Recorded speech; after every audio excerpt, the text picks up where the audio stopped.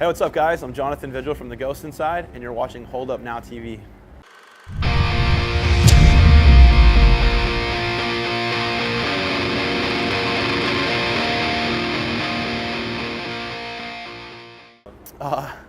My favorite thing to do in the UK is go eat Nando's, because we don't have those in the UK or in America. We have one, but it's on the other side of the country, so it's always something I look forward to whenever I wake up. I map one out and stuff, and I'll go try to see some of the tourist spots around each city. Yesterday in Cardiff, I went to the castle and made my way over to Nando's for dinner, so it was all good.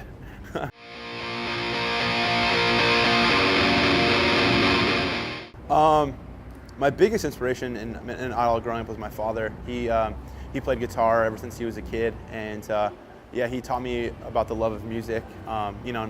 All kinds of music: blues, rock, metal, all kinds of stuff. And if it wasn't for him, I don't think I'd be doing what I'm doing today. So I looked up to him a lot. Unfortunately, he passed away a few years ago, but he was definitely my biggest idol growing up. I can't stop screaming these words over again. Yeah, when it came time to write for Dear Youth, I was in a lot different place than I was for our previous records.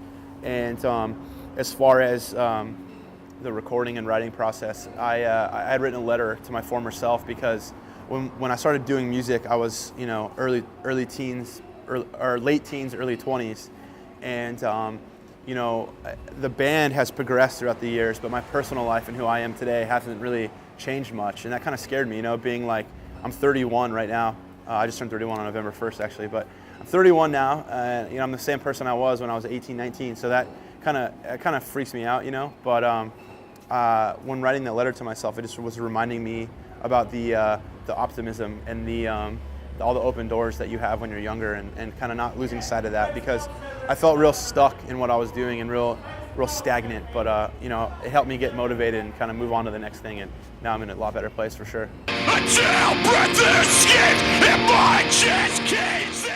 Yeah, I think that's always something to aspire to do, that's always something that you want to do when you start a band. You start a band and you want to go on tour and you want to play shows outside of your local area. And for us, we didn't set a limit. We weren't like, okay, when we leave our city, we've made it, or when we leave our state, we've made it, when we leave our country, we've made it. But now that we've done so much international world touring, we've been to every continent you can go to, you know what I mean? Like, that's a real exciting thing that for me to say that I've done.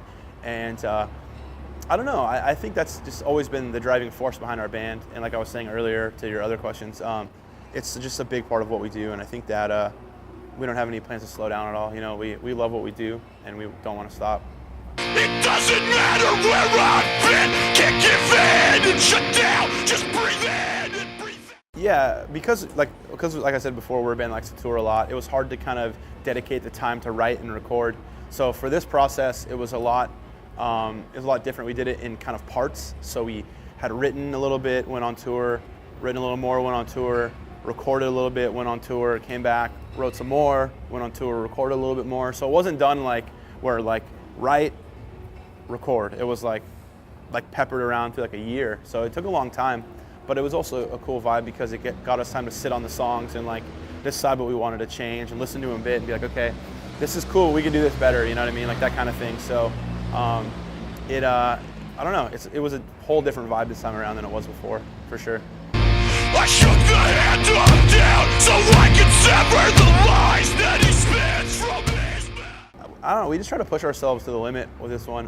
We try to write the best songs we can write, and we had Jeremy McKinnon from A Day to Remember co-produced the album with Andrew Wade, and having them on board is so awesome. They're such talented people and have such great ideas, and they brought the best out of us. And I think that if you hear the album,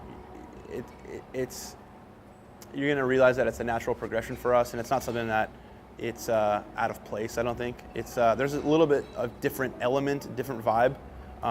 It's a little more dark lyrically, as it's been in the past, and I don't know. It's a big record for us, and I'm very excited for kids to hear it for sure.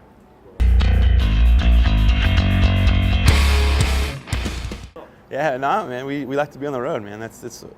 We decided a long time ago that we weren't going to half-ass this. We weren't going to kind of just do it here and there. We wanted to make it a full-time thing and do this for a living. And yeah, Every Time I Die is one of our collective favorite bands, and to go on tour and co-headline with them in the States along with Architects and 100th and Backtrack, like it's like the tour to end the year for us. You know, we've had a very busy year, and it's a very good tour to end the note on.